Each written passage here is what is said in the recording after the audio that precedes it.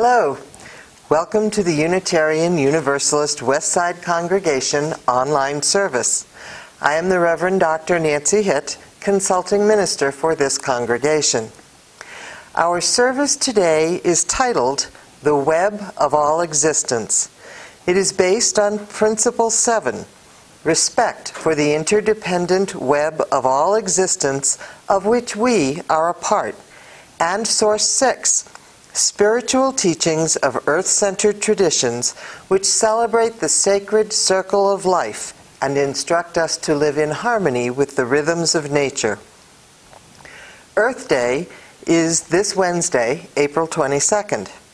It will mark the 32nd time the people of the world have come together to pay attention to the ecology, the environment, and the Earth itself.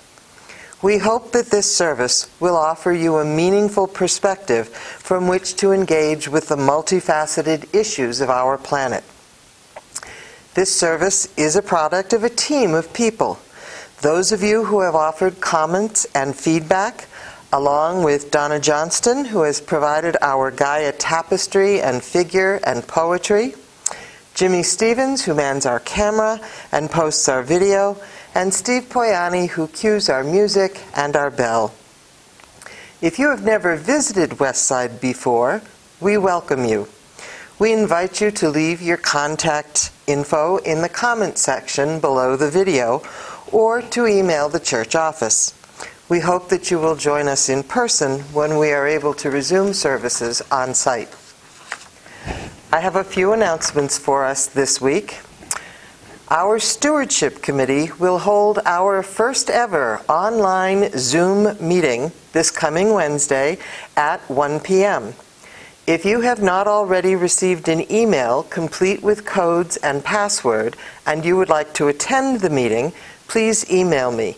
We will keep you all posted as to how this format works for us. I remind you, too, that visiting our grounds and walking one of our labyrinths is a safe activity during our pandemic quarantine. Please maintain the appropriate 6-foot social distance and use the labyrinth one at a time. Also, our thanks to those who have contributed to the grooming of our grounds. This includes both the parking areas and the labyrinths. We are really glad that those weeds are gone. I also bring you sincere thanks from Rio's owner. Rio is the paper-trained dog for whom many of you provide newspaper. The collection bin for Rio is on the patio outside the social hall door. Please attach the lid securely and replace the 2 bricks on top of it so that our wild desert winds do not end up littering the desert with your contributions. Shalom. If you have your personal chalice or candle at home, draw it closer to you now. The words for our chalice lighting will appear on your screen, and I invite you to say them along with me as I light our chalice here. Please be sure to follow fire safety practices and clear your area at home before lighting an open flame.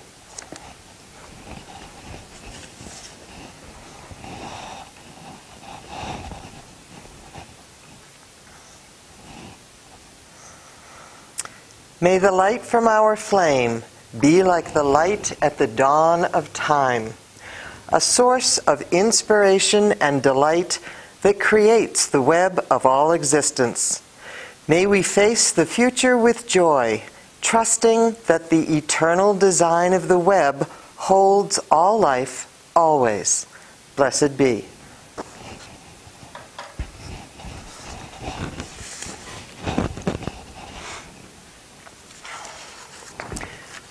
Please join me now in affirming our community aspirations as the words appear on your screen. Life is a gift. We gather in community to celebrate the glories and the mysteries of this great gift. In the light of truth and in the warmth of love, we gather to seek, to sustain, and to share.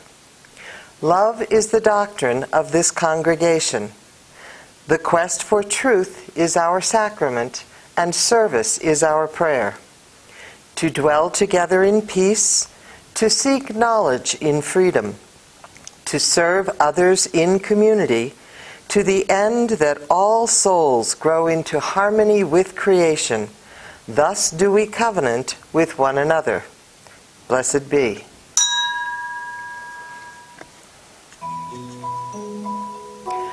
I invite you now to get comfortable wherever you are, to relax, to either follow the words on your screen or close your eyes and simply let images of natural beauty that are meaningful to you fill your mind.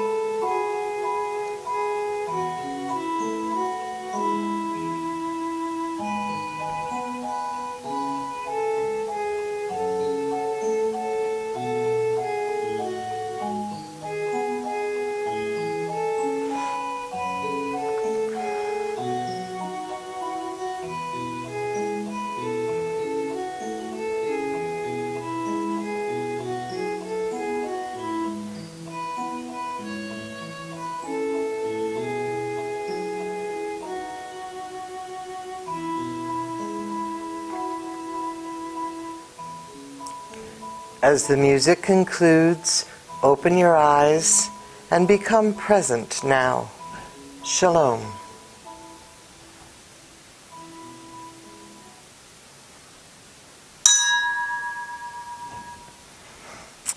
Sharing our joys and concerns brings us all into closer community with each other. Today, I share a list of our community's concerns, and then I will offer a meditation. We will conclude by lighting our joys and concerns candles. As always, if you are lighting one at home, be safe with your open flame. Among our current concerns are Janet's daughter, Christine, an essential worker at a detox and recovery center, her son, Michael, a small business owner concerned about whether unemployment benefits apply to his closed business, Robert, who expects to transition out of Bear Canyon Rehab this coming week, yet it is unclear where he will best be served following that. His wife, Nancy, asks for our prayers for both of them in these difficult times. For Laurel and her husband, Jay, we hold both concern and joy. Concern for Jay's 2-day stay in the hospital this week and his new diagnosis, joy that he is home and fine and managing well with new meds. Thoughts and prayers for the anxieties attendant on new health concerns as we age for both of them. We continue to hold Bobby in our thoughts and prayers at South Valley Care Center, and we keep Bram in our thoughts and prayers as she awaits treatment for pain relief that is currently on hold due to the pandemic. We also hold Reverend Steve Finney and his wife Cynthia in our thoughts and prayers.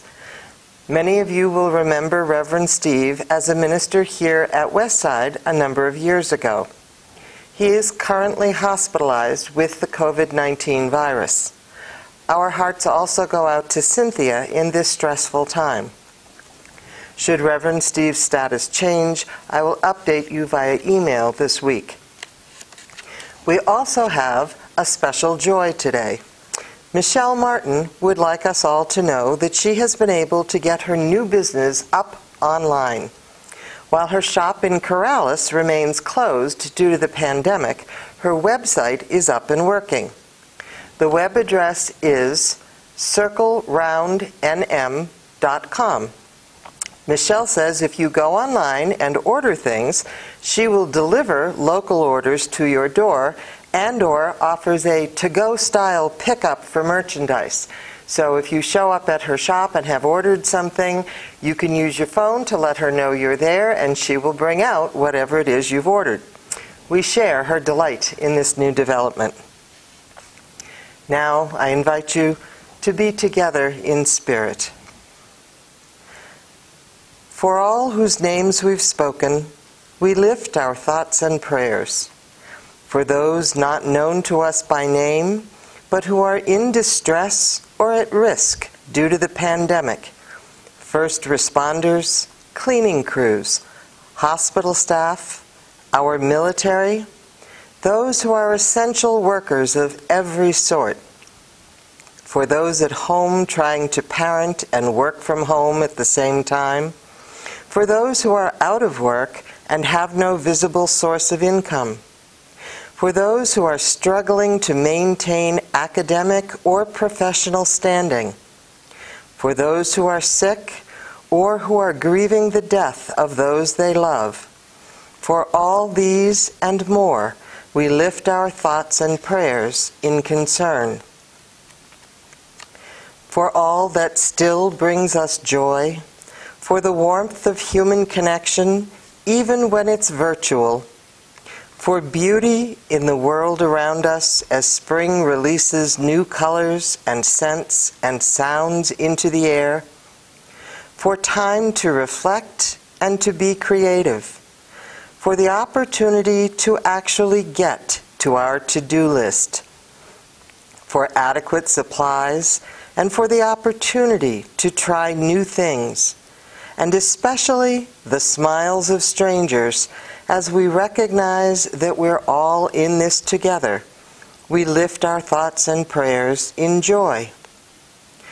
For all of these things that we have named, for all that fills our hearts and minds and is even yet unnamed, we light these candles.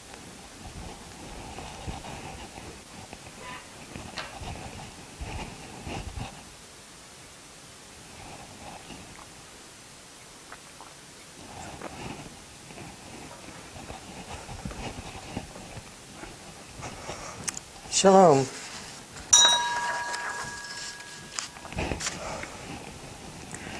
I have for you now a short poem. It's a bit whimsical. It plays with our relationships with nature. It reflects the ways that nature and language interact with and enrich each other and enable us to play with both at the same time. It is an anonymous poem, and it's titled, Have You Ever Seen? It goes like this. Have you ever seen a sheet on a riverbed, or a single hair from a hammer's head? Has the foot of a mountain any toes? And is there a pair of garden hose? Does the needle ever wink its eye? Why doesn't the wing of a building fly? Can you tickle the ribs of a parasol? Or open the trunk of a tree at all? Are the teeth of a rake ever going to bite? Have the hands of a clock any left or right? Can the garden plot be deep and dark? And what is the sound of the birch's bark?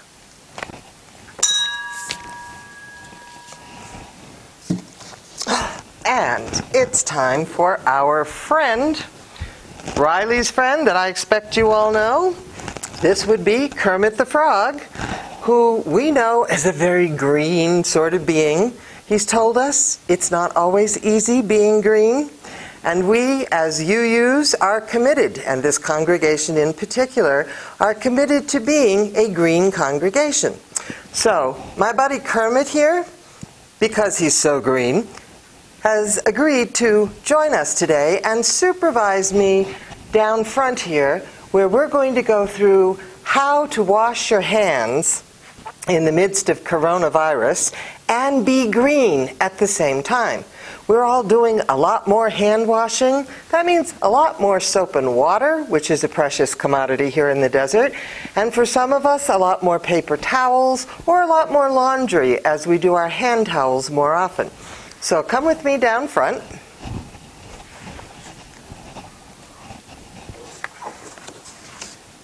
All right.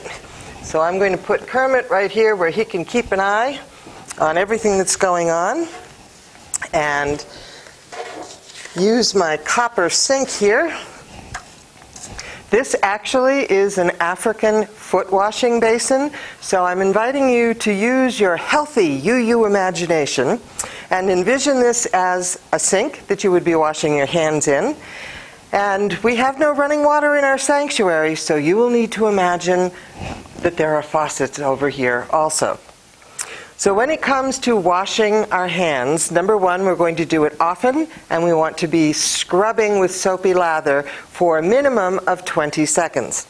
But the first thing we're going to do to keep ourselves green is to put the plunger in our sink down with whatever mechanism that works, because we want to catch the water that we're running into the sink so that we can use it for our first hand rinse later.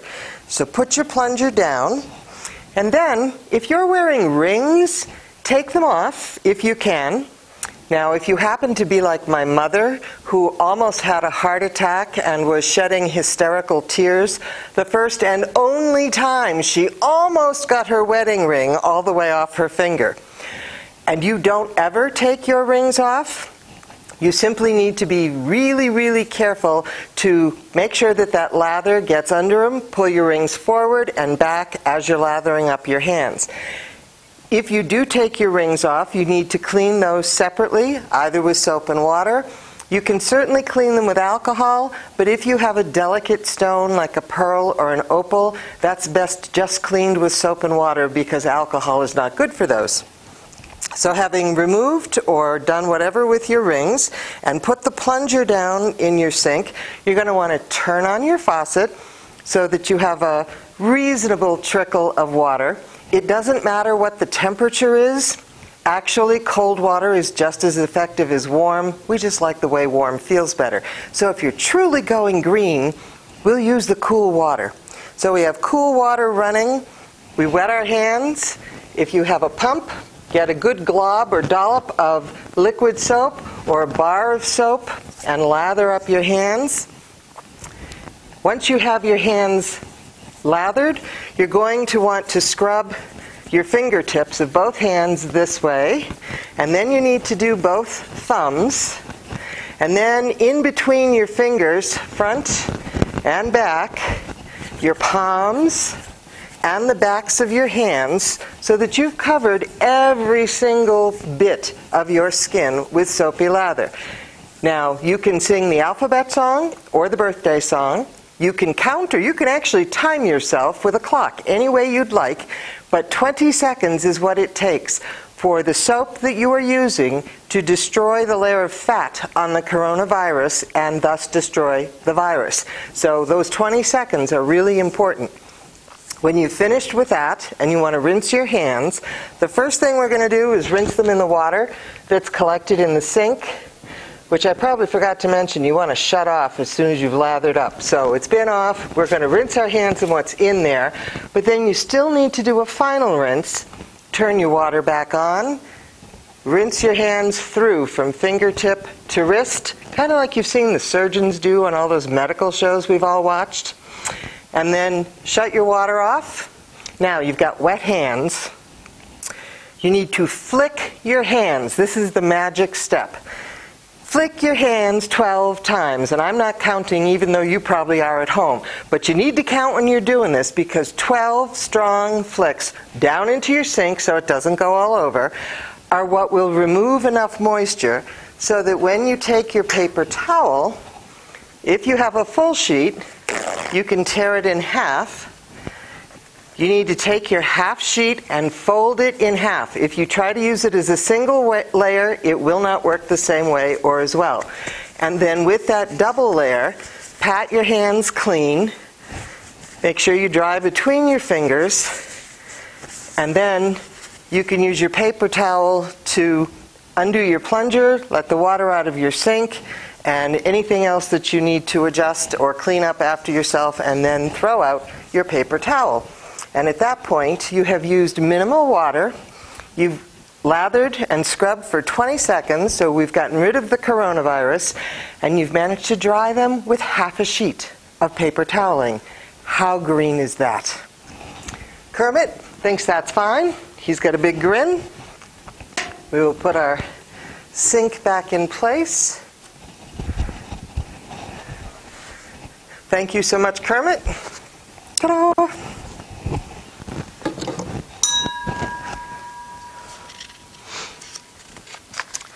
As we explore the web of all existence today, I want to acknowledge that we all know that this congregation is only one piece of your personal web of life. And it is clearly also a very important piece. Thank you for sending in your pledges and financial contributions. I am happy to report that at the present moment, our budget is balanced and our bills for the month are paid. You may continue to make this miracle happen by sending your regular contributions to Post Office Box 15146, Rio Rancho 87174, or by using the PayPal button on our website. Thank you for keeping our congregation alive.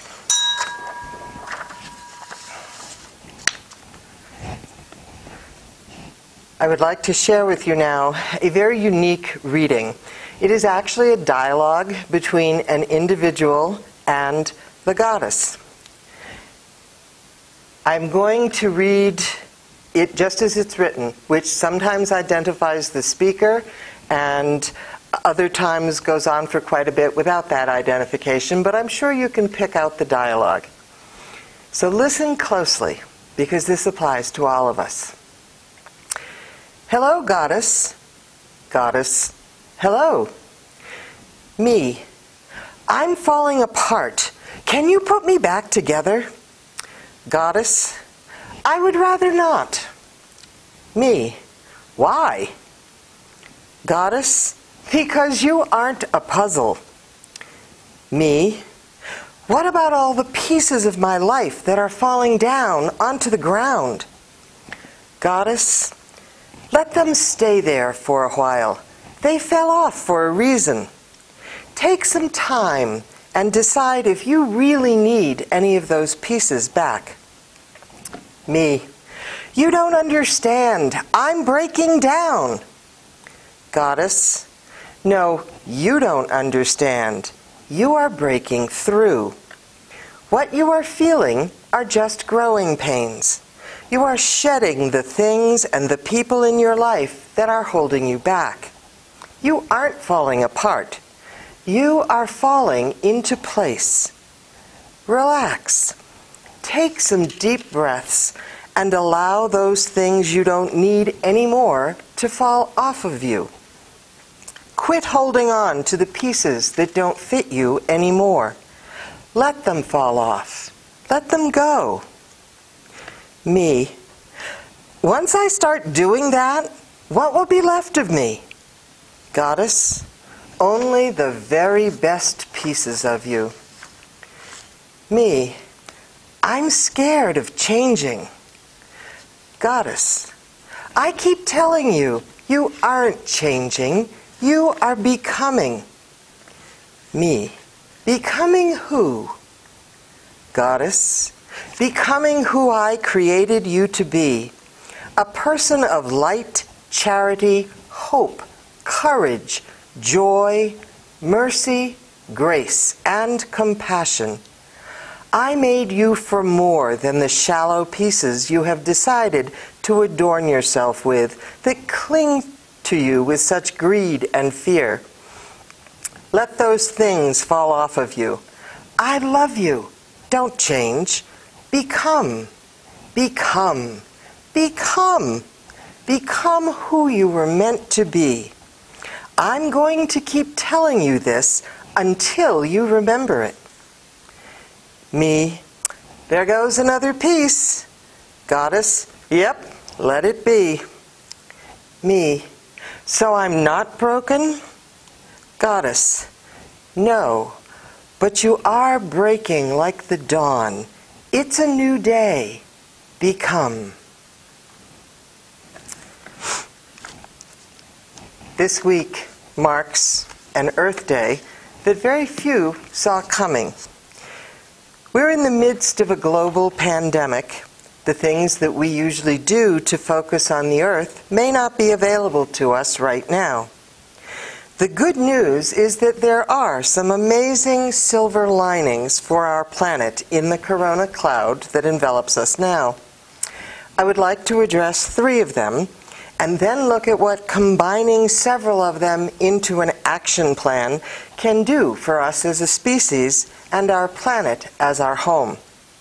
So first, I want to explore the ancient myth of Gaia. And then I want to explore the modern scientific theory named after her, the Gaia theory or principle or hypothesis. Third, I want to examine the changes in our planet as the result of our changed lifestyle during the pandemic. They are significant and demand significant attention.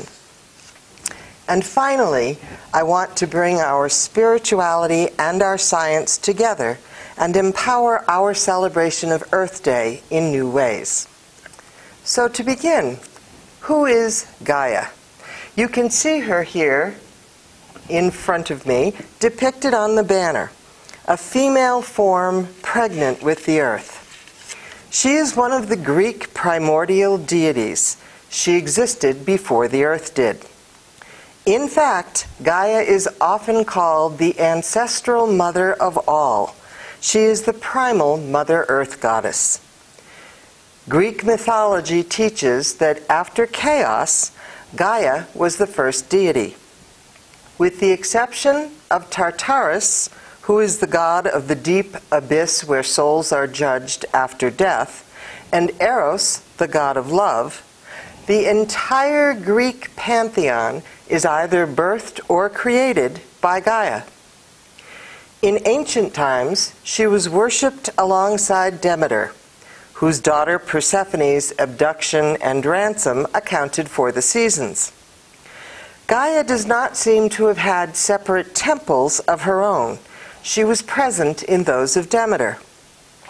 And while Demeter and Persephone were always sculpted as standing statues in their temples, Gaia was presented as a seated deity, enthroned as befits her rank as originator.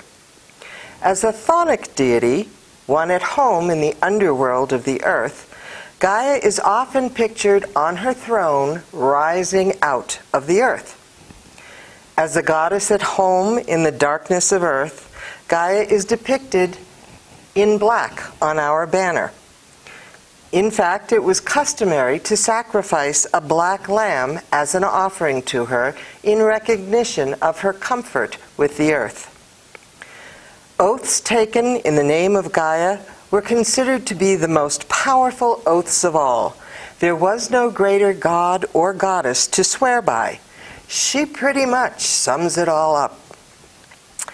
Now, although Greek mythology has fallen out of public favor for a religious tradition, Gaia has been known by many names in many cultures around the world. Currently, she is recognized and responded to by many, particularly pagans and scientists. Pagans revere her as the mother of all life and the personification of our earth.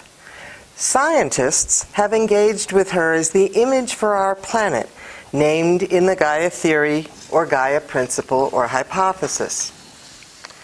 The Gaia theory proposes that living organisms interact with their inorganic surroundings on Earth to form a synergistic and self-regulating complex that helps to maintain and perpetuate the conditions for life on the planet. In plain English, the Earth is alive. It regulates itself and creates conditions that encourage the wild variety of life forms, including human beings, that exist here. What happened was this. During the 1960s, a man named James Lovelock proposed the Gaia theory as a result of his work for NASA concerned with detecting life on Mars. William Golding, remember Lord of the Flies?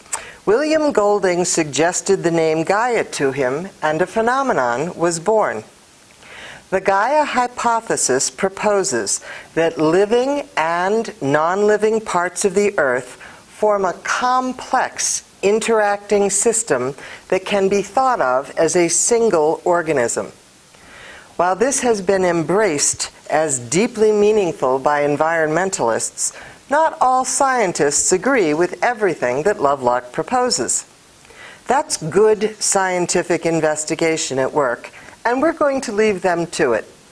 So I'm just going to set aside their reservations and simply explore the science that Lovelock draws on to make his primary point. There are several major areas in which he observes complex interactions that stabilize life on this planet. They are the temperature of the Earth, the salinity of the ocean, and the oxygen levels in the air. If any one of these three things vary from their regular parameters, life as we know it is over. So first, temperature. Since life started on Earth, the energy provided by the sun has increased by 25 to 30%. However, the surface temperature of the planet has remained within the levels necessary for life, remaining within its regular margins, which means some kind of adjustment is being made.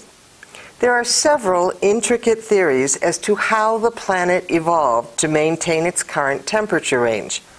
They are fascinating, but I'm going to have to tell you to go look them up on your own because they are beyond our scope here.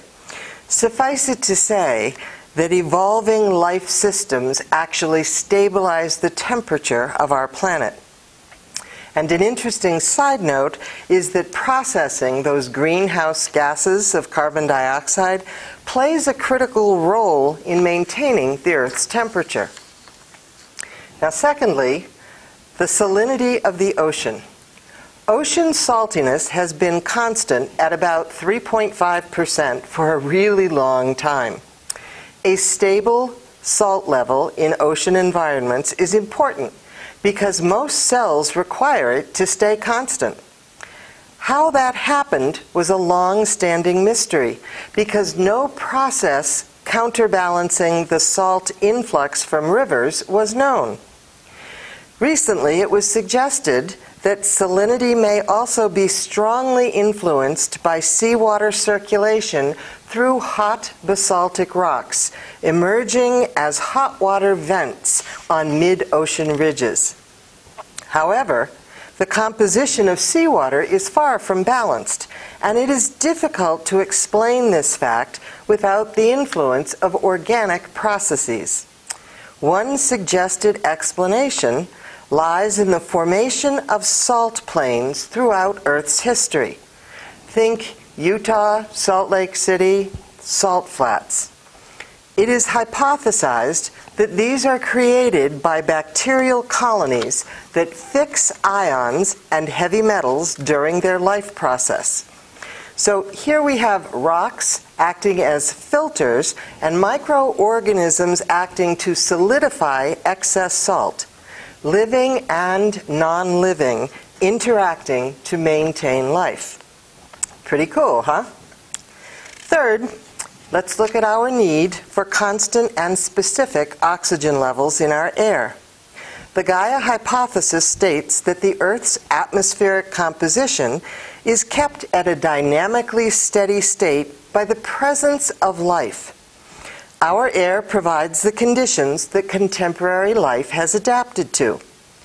All the atmospheric gases other than the noble gases present in the atmosphere are either made by organisms or processed by them. And for those of you who are scratching your heads trying to remember what on earth noble gases are, there are 7 of them. They are the least reactive gases in the periodic table, and they were formerly known as inert. Everything other than these 7 gases comes from ongoing natural life. And again, like the salinity of the ocean, the stability of the atmosphere in Earth is not a consequence of chemical equilibrium. Oxygen is a reactive compound and should eventually combine with gases and minerals of the Earth's atmosphere and crust.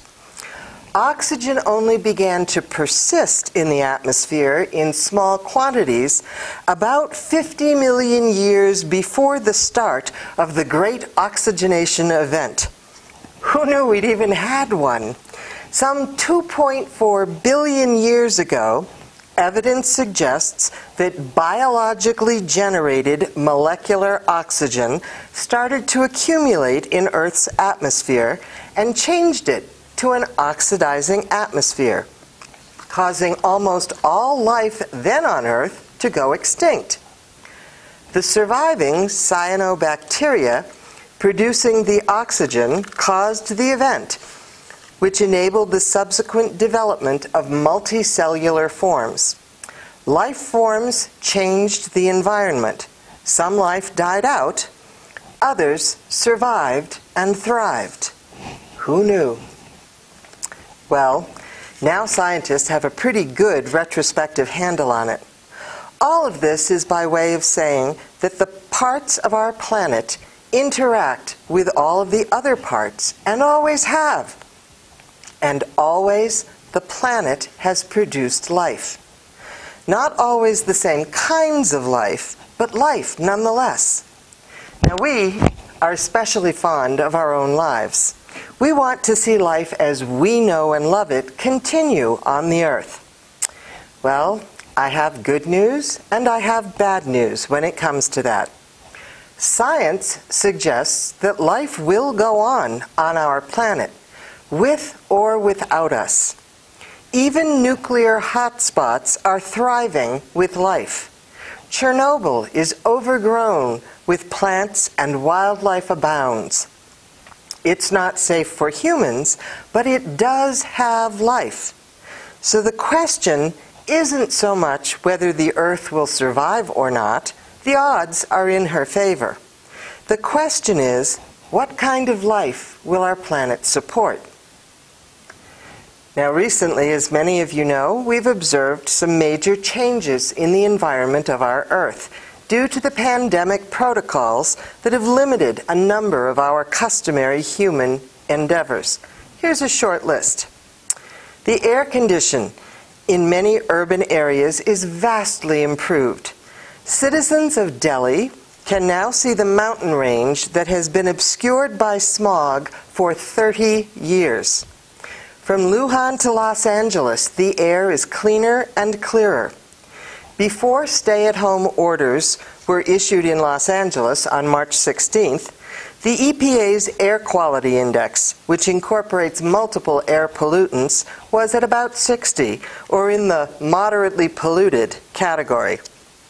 Since then, it has improved by about 20% and recorded the longest stretch of good air quality in March since at least 1995. Again, over 30 years since it's been that clear. The water in Venice is remarkable now. You can actually see through it. People have observed fish swimming in the canals that are usually not visible due to the mud stirred up by boats and the pollution in their wake. Around the world, seismologists are observing a lot less ambient seismic noise, meaning the vibrations generated by cars, trains, buses, and people going about their daily lives. And in the absence of that noise, Earth's upper crust is moving just a little less. This is due to the fact that we're not using our cars or heavy machinery or drilling like we had been. The reduction of seismic noise allows researchers to make clearer and more accurate measurements with their instruments, detecting smaller earthquakes and other natural occurrences that cause vibrations like volcanic activity. It's an exciting prospect for scientists. They note that Brussels has seen a 30 to 50% reduction in ground vibration.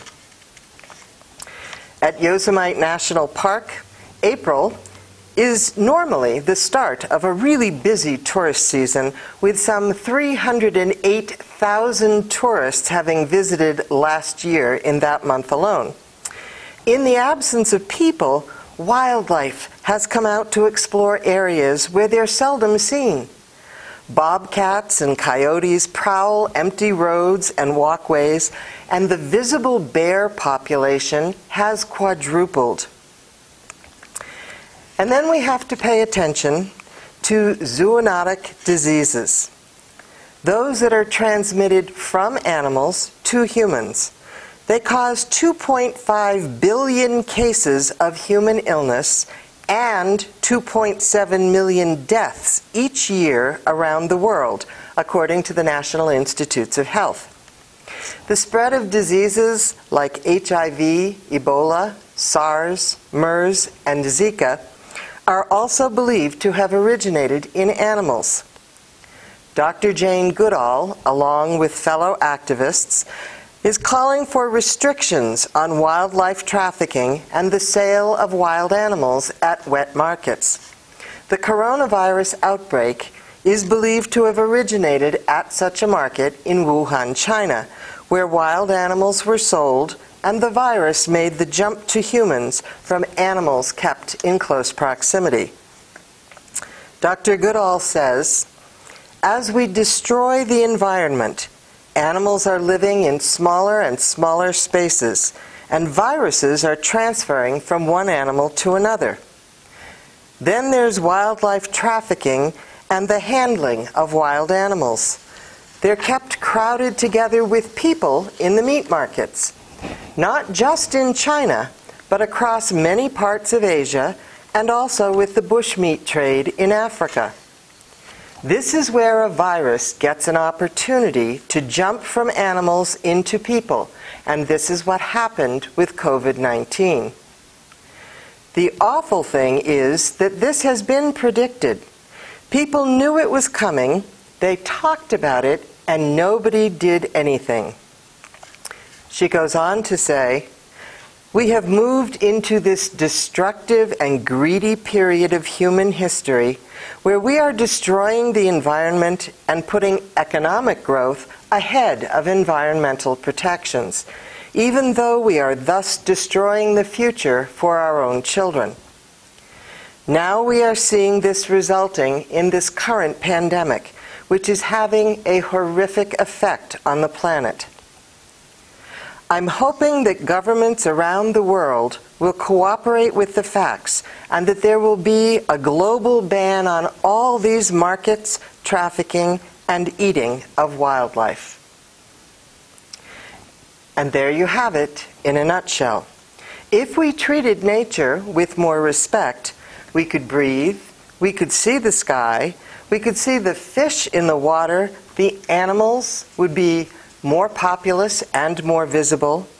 The earth would tremble less on our account, and we wouldn't be sick, and we wouldn't be dying from zoonotic viruses.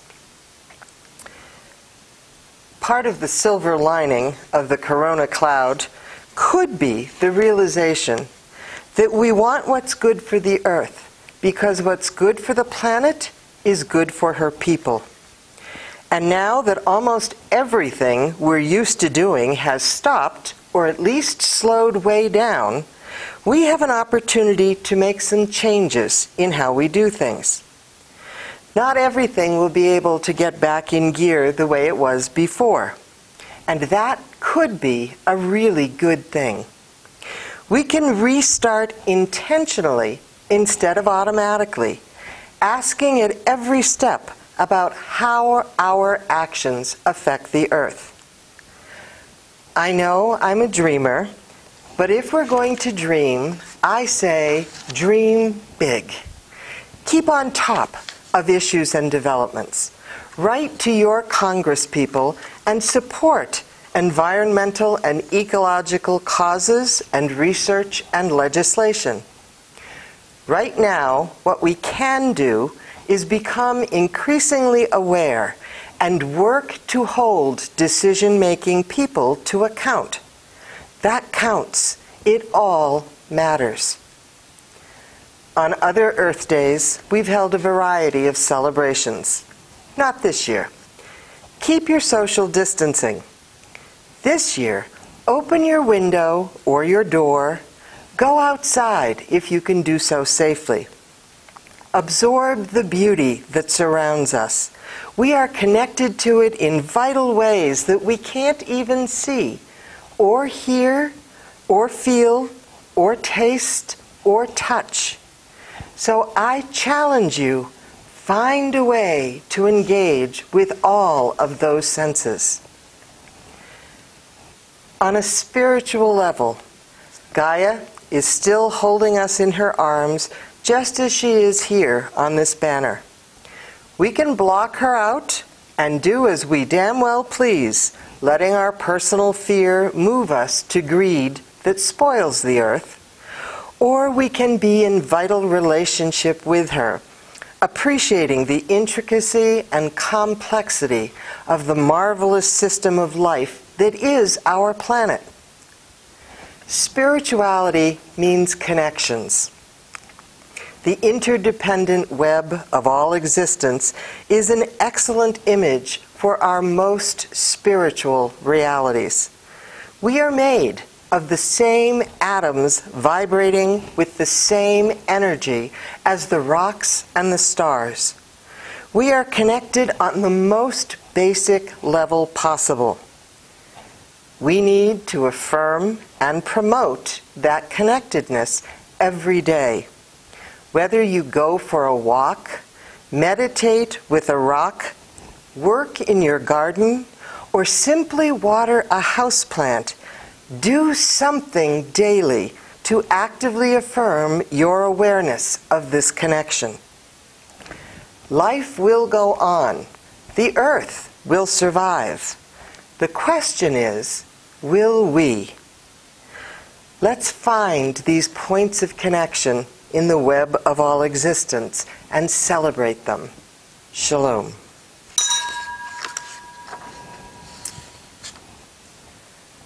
I hope that you will make use of the comment section below the video or on our Facebook page. Your feedback really is very helpful, both in regard to the structure of our video service and to the content. You may also email or phone me directly if you wish. Now I invite you to prepare with me to extinguish your chalice if you have one lit at home, and to join me in the words as I speak them and they appear on the screen before you.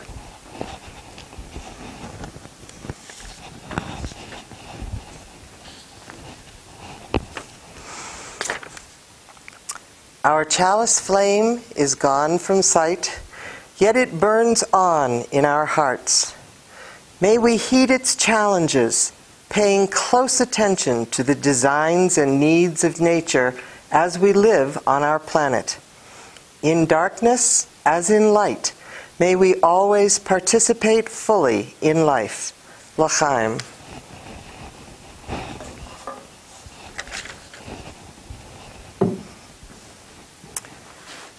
You are a child of the universe, no less than the trees and the stars. Love your mother, protect your planet. Go now in peace. May the spirit of love surround you wherever you go, whoever you're with, and however you have need. Shalom.